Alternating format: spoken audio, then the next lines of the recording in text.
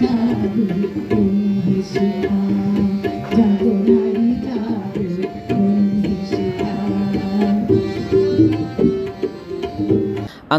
নারী দিবস উপলক্ষে জাতীয় নারী ক্রিকেট দলকে সংবর্ধনা দিলেন ঢাকা লেডিস ক্লাব। ক্রীড়াক্ষেত্রে বিশেষ অবদান রাখায় নিগার সুলতানা জেতির দলকে এই সংবর্ধনা দেওয়া হয়। দলের অধিনায়ক জেতি বলেন, এই সম্মাননা খেলোয়াড়দের আরও অনুপ্রেরণা যোগাবে। এ সময় নারী ক্রিকেট দলকে 2 লাখ টাকা করে চেক তুলে দেন ঢাকা লেডিস ক্লাবের সভাপতি আনিসা হক।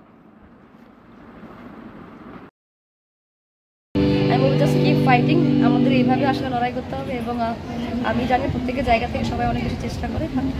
আমি বলবো যে পুরো বাংলাদেশ এবং সারা বিশ্বের যদি পরিবেশ আমরা আরো সুন্দর করতে চাই, অবশ্যই মেয়েদের আমরা পুরো অনুষ্ঠানটি শেষ করবার পর সকলে মিলে আনন্দ করে আরো অনেক ছবি তুলতে পারব। জায়গা থেকে আমাদের সর্বোচ্চ দিতে হবে।